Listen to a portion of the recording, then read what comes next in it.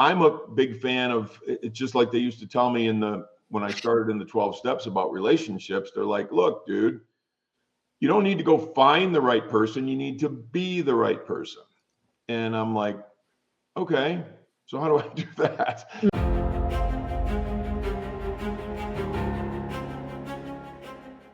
Today, I'm joined by Carla Royal.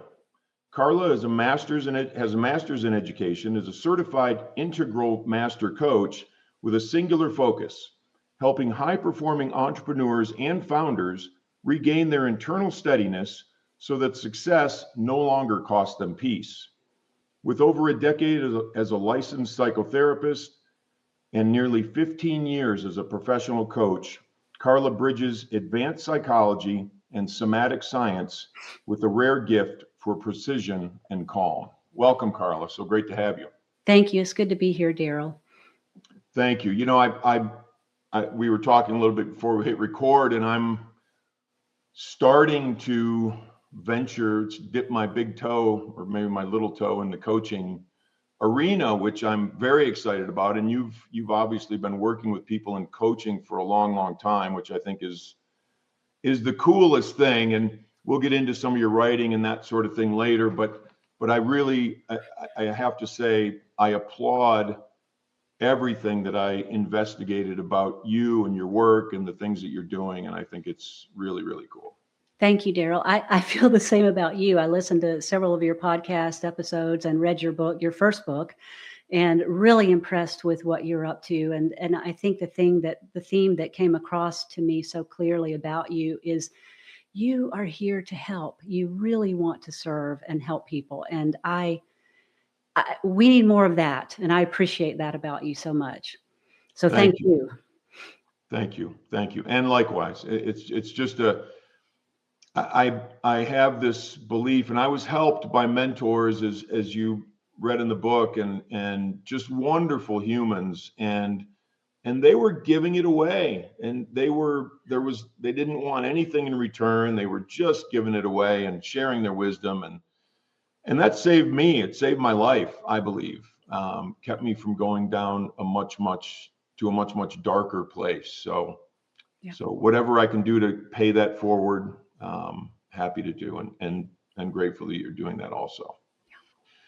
So we'll jump into the question that I love to ask at the beginning, which, you know, just sort of sets the stage for our entire conversation. But if you would, Carla, tell me about an event or a time in your life that caused you to show up for your life in a different way.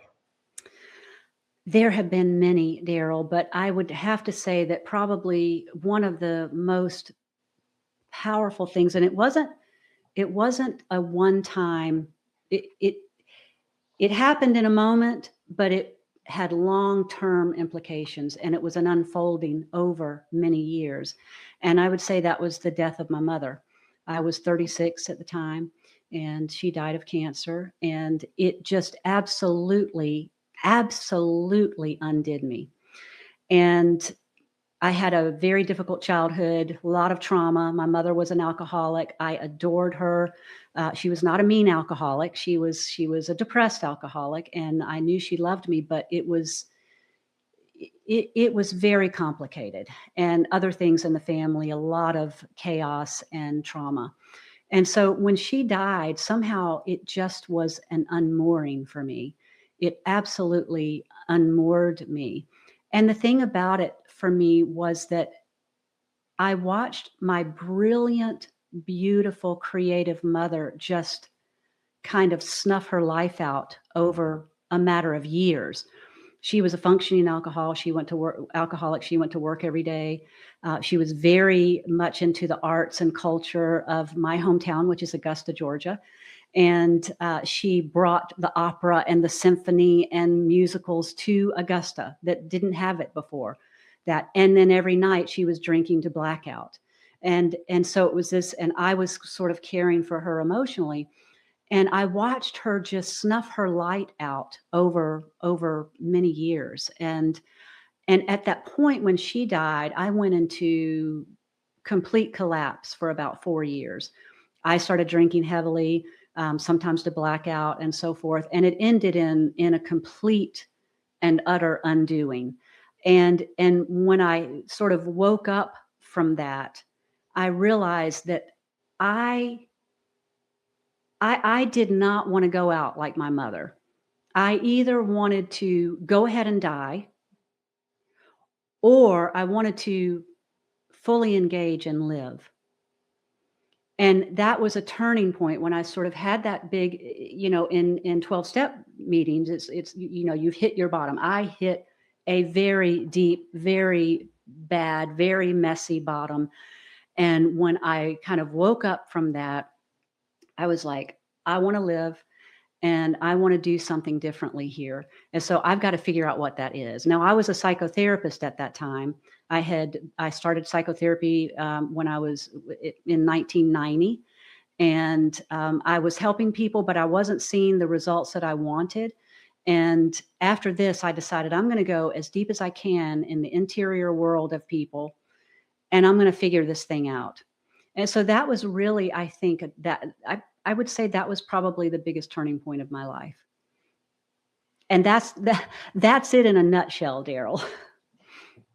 Yeah, I'm sure there's just reverberations from that go everywhere in life, and that hit me really hard because my mom died when I was 35, and it was cancer. And my mom was she was, I would just say, not really a happy person, and I think she came from a significant amount of dysfunction, and was always just searching and never really finding that peace or that calm or that contentment.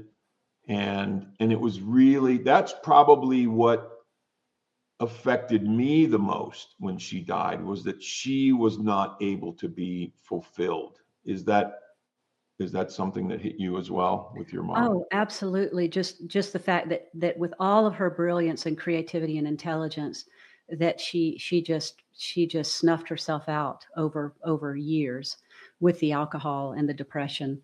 And I just couldn't believe that someone that bright with that much light would do that. And I could see in myself that I was going to do that too if I didn't make a different decision and figure some things out. It took me years, Daryl, to figure some things out.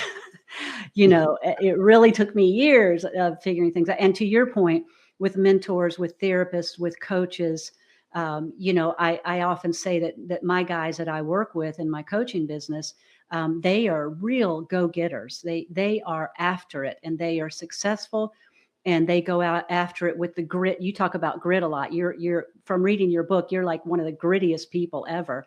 And they have that grit and to succeed in their exterior life. The grit that I've had in my life is to succeed in my interior life. Mm. If that makes sense. That's my zone of genius. That's where I like to play. And that's the wisdom that I bring to my clients.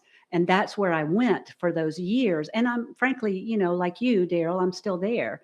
I'm still doing that work of healing, of understanding myself, and how human beings are in the world, and how they react and how they respond, and what brings them meaning and so forth. So yes, to watch my mother, and I read in your book how it was so painful for you when your mother died. I remember reading that, and to watch someone you love so much who is this beautiful person, and to watch them kind of snuff out instead of going out thriving.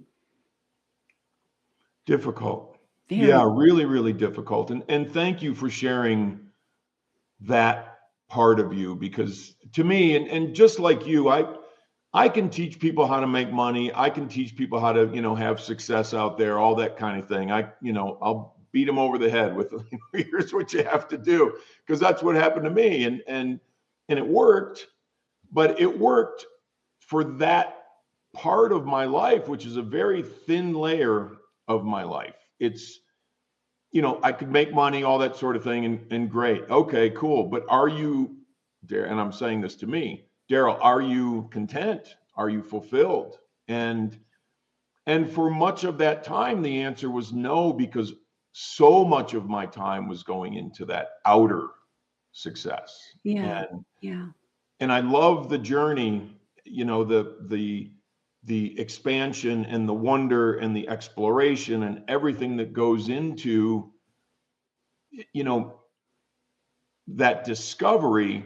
But the very interesting part is, and you mention it in some of your writing, and you know what, let me just pull this up real quick because it's very apropos to what we're talking about. So this is in The Epidemic of Hiding, which I loved. It's beautiful. Thank you. And it says, I'm paraphrasing a little bit, but I've gone against the grain of what my family, religion, and culture expected and even demanded. I'm freer and happier as a result, but it's difficult. And I was there. I was handed this box, right? Here's your stuff you're allowed to believe. It sounds like you had that too, but you've broken away, which I have as well. And I'd love to talk about that. Oh yeah, I did read about some of your spiritual journey, and the spiritual journey I've been on has been pretty profound as well, Daryl. And I grew up. I didn't actually grow up in this family. I actually ended up in this world because my family was so messed up that they sent me to a private Christian high school, grammar school. It wasn't grammar school. I guess I started there at 8th grade. And because I was struggling a lot. And what I really appreciated about that was that it gave me a black and white box to be safe in for a while. And I absolutely needed that because there were no boundaries in my family. It was just, just everybody for themselves kind of thing. And so the religion of that particular religion was very helpful to me as a child. I just stayed in it a little too long. And for a very long time, I stayed in it because it was safe. And I think that's what people love about black and white thinking. Our brains love black and white thinking. They love it. It loves it because our brain's number one priority is to keep us alive and to keep us safe. And so when there's no doubt, no gray, that feels safe to our bodies, to our brains. And so, of course, we love the black and white, either or situations. And to break out of that and have a greater perspective, a wider perspective, and to see more gray, and to say, like you say so much in your book, Daryl, I don't have all the answers, and what I believe today, I do believe will shift in another year or 2 or 5 or 10. And so I'm not attached to it in the same way I was when I was younger. And so it has been quite a journey for me to sort of figure this out and to figure out, like you, if I can understand God, then it's probably not God. You say something similar to that in your book. If I can understand God, then I don't think that's actually God, but something bigger than me, something beyond me, something other than human. And I can't tell you exactly what that is, but it's very, very important to me. And I don't feel alone in the work that I do or in the life that I live. But I can't exactly describe that to you either. Right. No, and I can't either. People say to me, in where I live now in North Georgia, what church do you go to? And like, well, I don't. And, that's not always, it's not always what they want to hear. But, then I'll quote something from the Bible and say, where 2 or 3 are gathered together in my name, there am I in the midst of them. And that doesn't have to be a church. It can be any sort of, gathering. And I carry God. I call God. It's not a definition. It's just a name because I don't have another one. Right. I don't want to call him, Bob or Sandra or something like that. Right. So God is God, but I think one of the interesting things to me, and you touched on it, was it just keeps, whatever that belief is at this moment, just keeps expanding and changing. And I love that about my belief system because I don't have to be hemmed in. Right. Right. I don't have to think, oh man, if I do that, I'm going to hell. And that's what I was saddled with when I was a kid. And that's just not a cool place to be. No, no. Right? The fear and the guilt. Yes. And there's so much more freedom in the way that you're believing. And that said, I can also understand that there are people who, like me at that time when I was younger, really needed that exactly what it was. And, when I work with my clients, I'm never trying to get them to believe like I believe. If they're Christians, I want to fully support them to be the very best Christians they can be. If they're not, I want to support them to be the very best, whatever they are, to be the very best and to live their potential, whatever that may be, because this is my path. Your path is different from my path. You have different needs than I have. And so if that works for people, I am not here to try to dismantle that in any way. I just want to help you be as full and embodied in that as you can be, if that makes sense. 100%. And I think that's really beautifully said, because and one thing that I'm clear as a bell on is I am not in charge of anyone else's journey. Right. The only one I have any ability to do something about is my own. And that's right. My attitude and my effort, right? I mean, those are the things that I can contribute to the mix.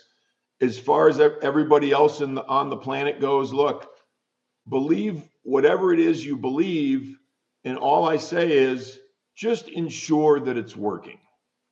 Just Right. ensure that it's working, right? Yeah. Yeah. And are you being kind to people around you? Are you caring for people around you? In your words, are you serving people around you? Right. Right. Absolutely. And I believe that we can move ourselves to a point. We can do this anytime we want. And I think this is a great healing exercise too, is for whatever period of time, whether it's a day or a minute or 5 minutes or 10 years or whatever it is, spend some time helping other people feel good. Smile at the person who's checking you out at the store, strike up a conversation at the gas station. You might change a life. And that's one of the things I try to do, just because I want everybody to have a great day. And I'm not gonna go crazy with it, but it's the very simple little things, I think, that really help people. I love it when somebody makes eye contact and smiles at me, and I can smile back at them, and nothing has to be said, maybe a little nod or something, and we go about our day. But that's healing. Yes, I agree. It's an exchange. It's a connection. Absolutely. Yeah. So there are a couple other things that I highlighted from your writing. One, I can't read my writing, so I'm going to read this other one. Okay. So, and I love this, and it goes back a little bit to what we were talking about, but I want to talk about, filling ourselves up and helping people fill themselves up. So this is a quote: "Most everyone I encounter is heavily guarded. No wonder we live in an epidemic of loneliness. We become excruciatingly disconnected and separate. We try all manner of things to fill the void left by our disconnections, chasing money, success, legacy, power, to utter exhaustion and dissatisfaction. Alcohol, food, sex, drugs, endless consumption. Nothing satisfies. Everything leaves us emptier." And I'd love to talk about what fills us. Yeah, I would love to talk about it too. I think that there are probably some similar things for all of us, and then probably some different things. But just what you were saying about how you love in the supermarket when someone makes eye contact with you, I think one of the things that we long for and that fills us is connection. And I think one of the problems we're seeing in our country and in the world is how incredibly disconnected we've gotten from ourselves, from each other, and from nature, from the earth. and maybe from God too. And I think that what we long for, and we're social creatures, we are here to be in community. That's how we're built. We're like a pack of dogs, that a puppy pack, we just want to be together. We need to be together, and we've gotten so disconnected. And I think that disconnection has, honestly, to be honest with you, I'm not sure where it started, but I would say that we're incredibly disconnected from ourselves. And in so doing, we then, how do we connect? How do I connect to you if I'm not connected to myself? How do I connect to the earth if I'm not connected to myself? And I think that what's needed is for us to learn how to connect to ourselves again, but not just to ourselves, to one another. I find, and you may too, being Daryl in the mountains of North Georgia. Um, I'm in the mountains of North Carolina, Western North Carolina, and I find great healing and connection in the woods that surround me. I'm surrounded by woods. I go out in those woods every single day. And when the ticks aren't too bad, I'm lying down on the earth and just like giving my burdens to the earth is sort of how it feels. And connecting to the fact that it's not all up to me. It's not all up to me. And that I do have support, even if it's just literally the earth underneath my feet. Even that is support, or the gravity that keeps me in this chair, or the life force that's flowing through me, or this breath that I'm not breathing, but that's breathing me. When I connect to that, and then I connect to the parts of me that I have, you might say, disowned, then as I come back to myself, I'm able then to connect. I think connection is a huge piece of what people are looking for. People want to be loved, but if I'm only loved because I'm successful, if I'm only loved because I'm making money, which is what a lot of my clients feel on some level, is they're successful, they're making all the money, and they're still not feeling the love or the belonging that they thought, or the fulfillment that they thought that they would. And it can be a bit of a shock when you're incredibly successful and you thought that was how you're going to, because our culture tells us that's what's important. And so we've believed it. We've been bombarded with it all of our lives. We believe it, especially men, because men are supposed to go out there and make the money and make the big wave and the big success. And when they do, and they still are feeling so disconnected, I think it can be devastating and lonely. It's lonely at the top, but then they can't say anything about it because that would look weak, or that would look, like they might have to pull back, and they don't want to pull back. And so it's kind of a shit show. I don't know if we can say that on this show, but Sure we can. okay. No, that's 100%, Carla. I couldn't agree more, and I've done it. I've been there. I've had physical things come up because of that that chasing, constant chasing, Yeah. and lack of real connection. And so I understand 100%, and I agree 100%. And I do believe that, I'm a big fan of, it's just like they used to tell me when I started in the 12 steps about relationships. They're like, look, dude, you don't need to go find the right person. You need to be the right person. And I'm like, okay, so how do I do that? Mm-hmm. And that's the part to figure out. But like you were saying, and it sounds like, and I don't want to put words in your mouth, but it sounds like the daily things that we do for ourselves. And I have my little regimen that I do every day. And I shouldn't say regimen, because it equates to freedom. It Right. equates to opening. Yes. But it is, it's the meditation and the breath work and the exercise, and all of those things, and the woods. We're surrounded by woods as well, and we're fortunate to be able to look over mountains, and it's breathtaking, and it gives me another glance at what I choose to call God, because it's this unbridled beauty that I had nothing to do with. It's just Mm-hmm. a gift Mm-hmm. that I was handed. Yeah, and I call instead of regimen, I don't like that word because I don't like the word discipline. I don't like discipline. So I have to find other ways to get there. And ritual is a word that I love. So Mm, I have my rituals, much like you're talking about. But I think it's more. My experience has been that there are so many people who come to see me who have all the tools, all the regimens, all the rituals, all the, they're all into optimization of everything. And they know all the things they need to do. And in some cases, they're doing the things they need to do. And yet they're still not able to make the changes or transform or feel the peace or the fulfillment that they want to feel. And my discovery has been through my own personal work and my professional work is that there are often some some leftover things, some old survival patterns in us that we don't even know are running us. And if we don't discover what those are and help those parts of us that are in those survival skills kind of update those survival skills, and they're going to keep running in the background. I remember a client telling me, I look forward to the day that I am no longer, I look forward to the day that I no longer have to be angry or frightened in order to be successful.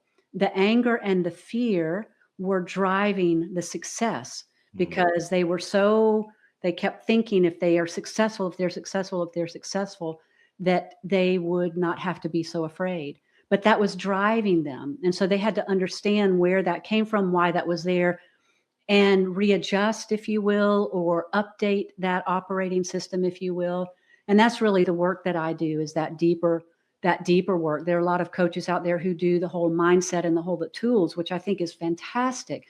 But when those things aren't working, that's when those people come to me because I do that much deeper work. And that work, as you know, Daryl, is not for the faint of heart. It takes Mm. a tremendous amount of courage to be able to look at yourself that clearly and see yourself that clearly and deal with that those old survival patterns.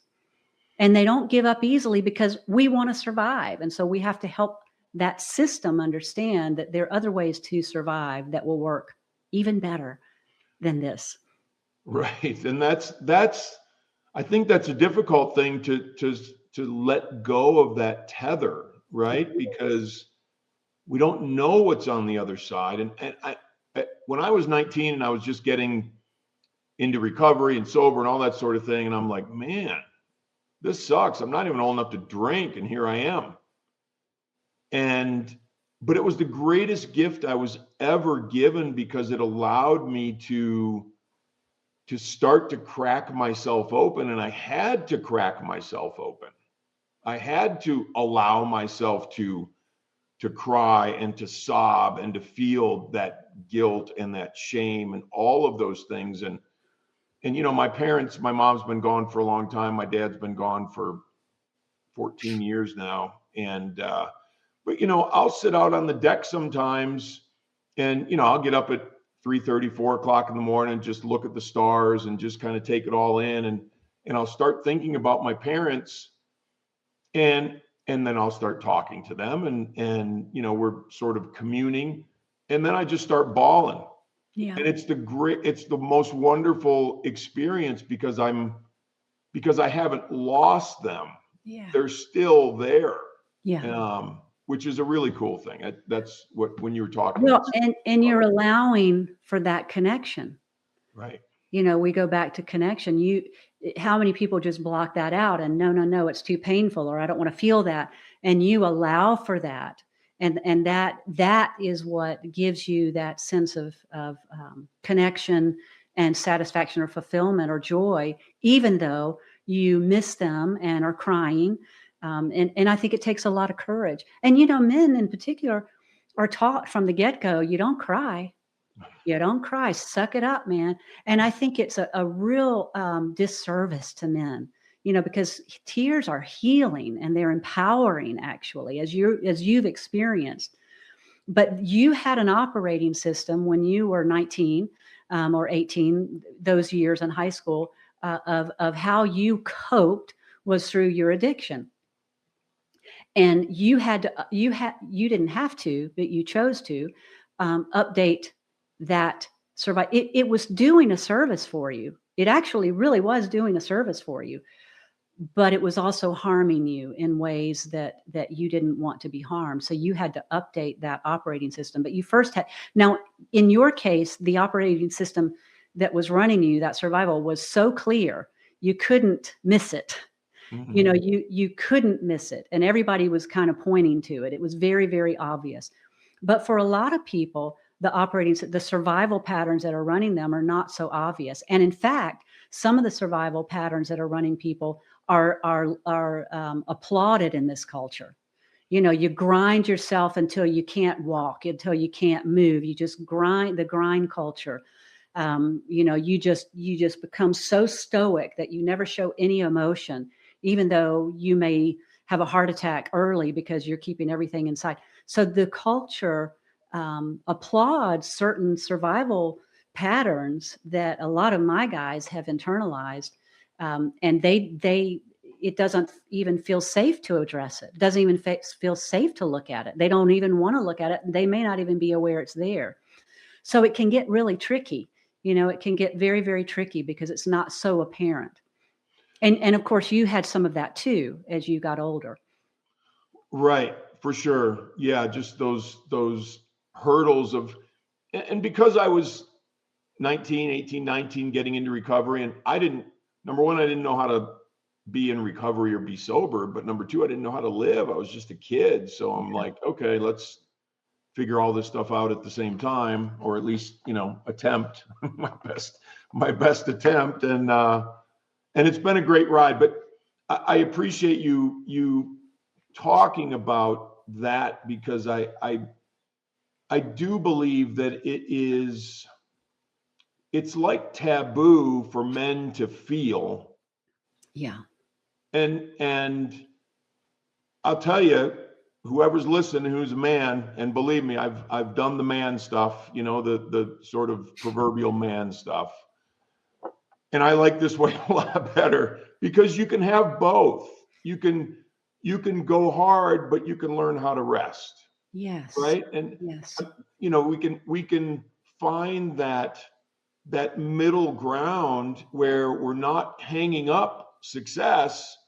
Maybe we're just looking at it differently and allowing ourselves to respond to ourselves differently.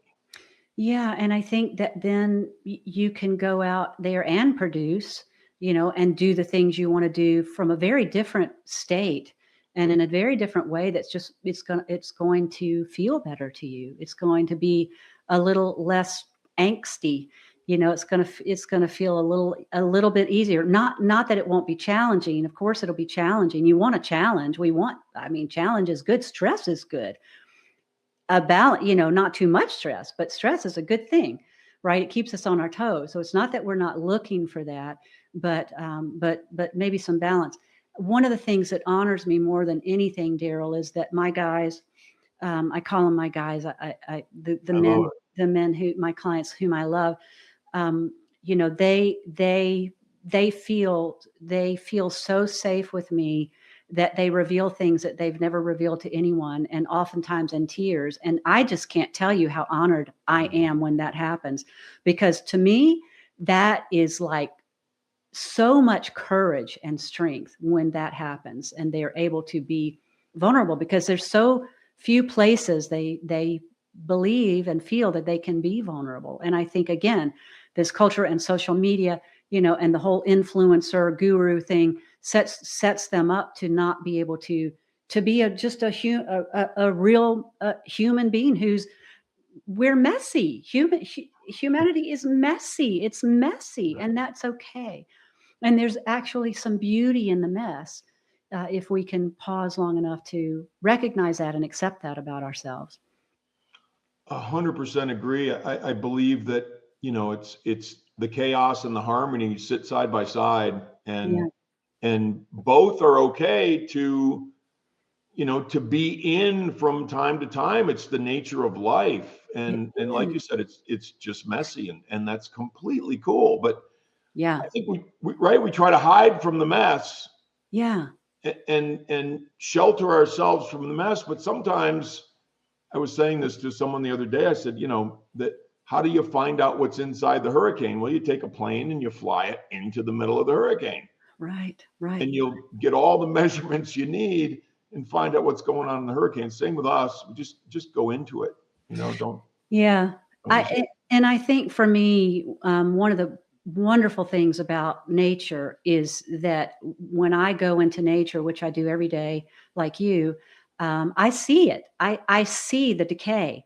I see, the shedding. I see the um, the the shit on the ground that turns into that which fertilizes the tree. I mean, it's like, when there's nowhere in life that this isn't the case. So why do we think we're different? Why do we think that we don't have to be that?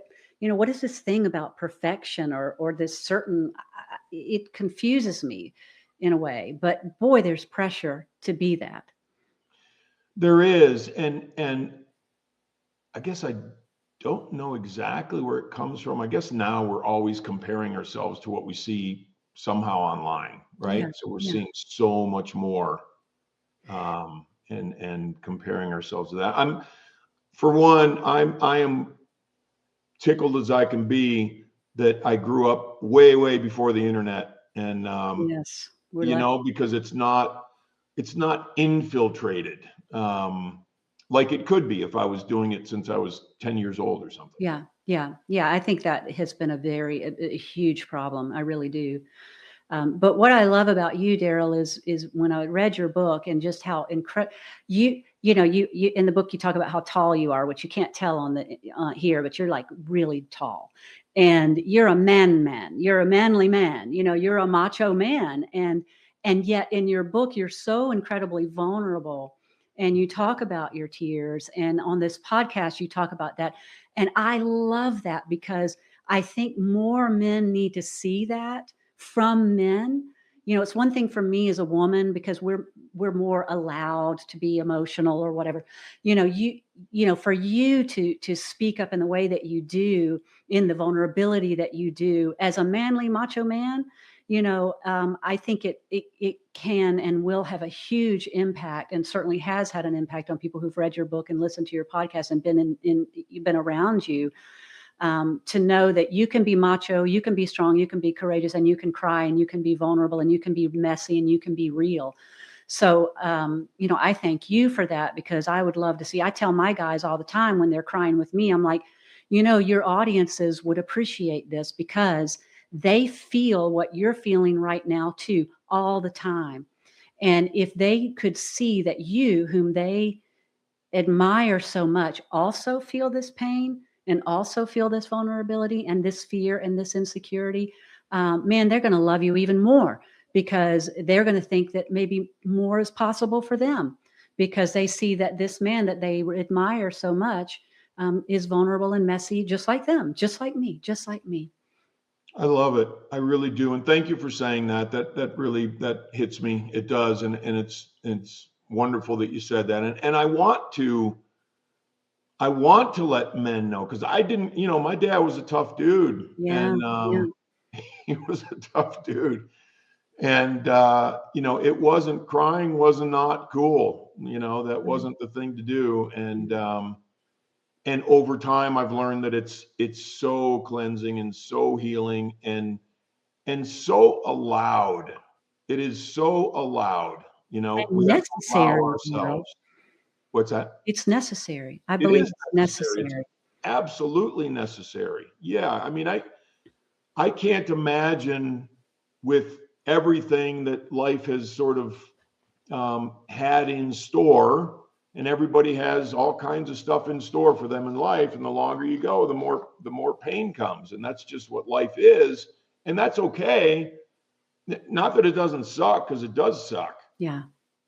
but it's necessary. Just like you said, it's necessary to feel it. And anyway, we're running close to the end here, Carl. I swear I could talk to you for hours. I'm gonna have to get up to Asheville with my wife, and we'll hang out. That sounds like a plan. Yeah, I would love that. But so How do we find you? And I know there are people listening right now that would love you to work with them and coach them. And how do they find you? Well, I guess the best way is probably my website, carlaroyal.com. And that's Carla with a C and Royal with no E. I don't know why people want to put an E on Royal, but so many people want to put an E. But it's carlaroyal.com is probably the best place. I am on LinkedIn. I am not a social media whatever. I don't know how to. I mean, I do post on LinkedIn, but it's, but anybody, who would like to have a conversation with me, I always offer a no cost conversation just to see if there's a connect and what's going on and if I can actually be helpful. I'm not for everybody, Daryl. I have a particular kind of way of working, and I don't want to waste people's time. And so I always offer, conversations before making a decision. Very cool. Yeah, that's great. I love it. Your way um, is just calm and ease and sincerity and forthrightness, and I feel that. So Thank you. yeah, thank you so much for coming on. I've enjoyed this immensely. We're going to have to do it again I would love to.